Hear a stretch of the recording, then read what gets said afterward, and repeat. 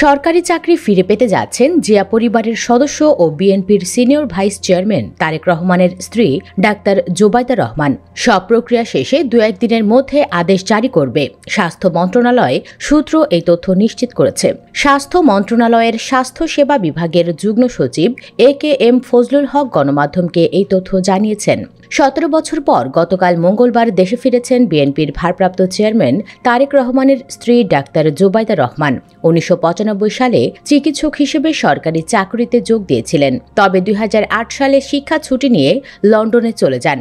পরে 2013 সালে দেশে ফিরে নিজ কর্মস্থলে যোগদান না করায় বাংলাদেশ সার্ভিস রুলস অনুযায়ী তার চাকরির অবসান হয়। দেশে ফিরেই এবার চাকরি ফিরে পাচ্ছেন ডাক্তার জোবাইদা রহমান।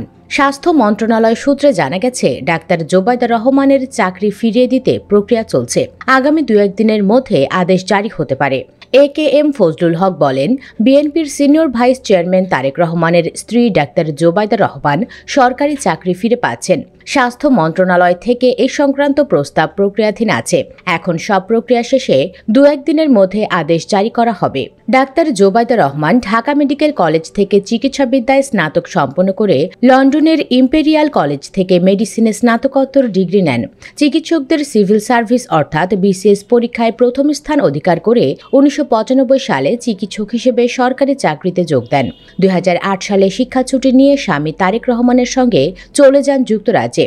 তারপরের রাজনৈতিক পরিস্থিতি ও তৎকালীন আওয়ামী লীগ সরকারের নানা অপতৎপরতার কারণে আর দেশে ফেরা হয়নি তার। তবে ছুটির আবেদন করলেও তার ছুটি তৎকালীন সরকার নাকচ করে দেয়।